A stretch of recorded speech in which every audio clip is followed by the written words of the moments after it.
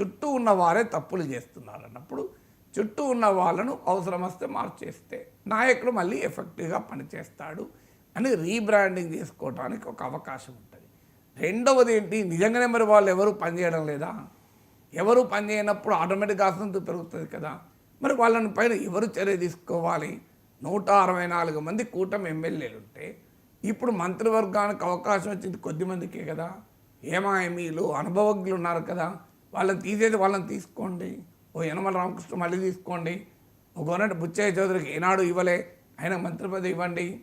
ఇలాంటి ఏమాయమీలు ఉన్నారు కదా, వాళ్ళ మంత్రి పదవులు ఇవ్వండి, వాళ్ళని గౌరవించండి.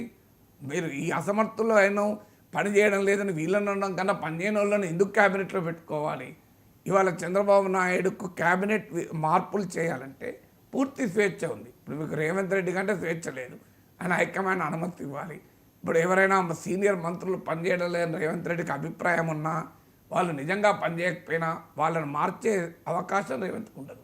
ఆ స్వేచ్ఛ లేదు. ఎందుకు లేదంటే హైకమాండ్ ఒప్పుకోదు. తన పార్టీలోనే తన నాయకత్వానికే ప్రమాదం ఏర్పడుతుంది. ఎందుకంటే వాళ్ళకో 10 మందో 20 మందో ఎమ్మెల్యేల మద్దతు ఉంటుంది. మంత్రి పదవులు ఇవ్వకపోతేనే గొడవ చూస్తున్నాం. ఇక ఉన్న మంత్రులను తీసేసే పరిస్థితిలో రేవంత్ ఉన్నాడా? ఉన్న వాళ్ళతోనే పని చేయించుకోవాలి. చంద్రబాబు నాయుడుకి ఆ ప్రాబ్లం లేదు కదా, ఆయనకు వెసులుబాటు ఉంది కదా. ఆయన ఎవరిని తీసి ఎవరిని పెట్టినా అనేటోళ్ళు ఎవరూ లేరు. ఆయన అభ్యంతరం చెప్పేవాళ్ళు అసలే లేరు. ఇప్పుడు వాళ్ళు తిరుగుబాటు చేసి మీకు తెలుగుదేశం నుంచి వెళ్ళిపోయి వేరే పార్టీలో వెళ్ళే సీనే లేదు. వెళ్ళినా వాళ్ళకే రాజకీయ భవిష్యత్తు ఉండదు.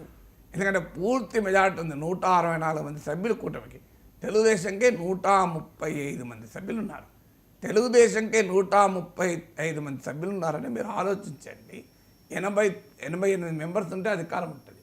సో మీకు 135 మంది తెలుగుదేశానికి ఉన్నారు, మిగతా 29 మంది కాక.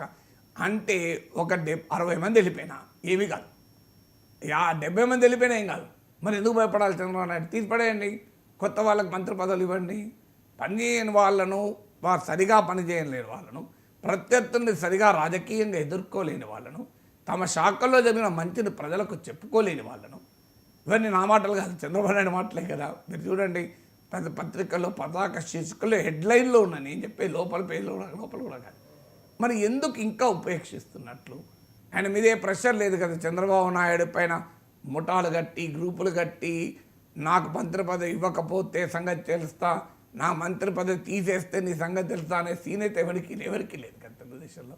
మరి బ్రహ్మాండంగా మార్చేసి కొత్త మంత్రివర్గాన్ని ఏర్పాటు చేసుకుంటే బెటర్ కదా. రోజు తమ మంత్రుల్ని తానే తృణీకరిస్తుంటే, తన మంత్రుల అసమర్థులని చెప్పి తానే పదే చెప్తుంటే, తన మంత్రుల పనితీరు బాగాలేదని ముఖ్యమంత్రి పదే చెప్తుంటే ప్రజలేమనుకోవాలి? ప్రతిపక్షాలకు ఆయుధాలు కావా? దీనికి ఆన్సర్ ఉండాలి కదా. సార్, పనితీరు మాత్రమే కాదు సార్, వైసీపీని టార్గెట్ చేయకపోతే జగన్ని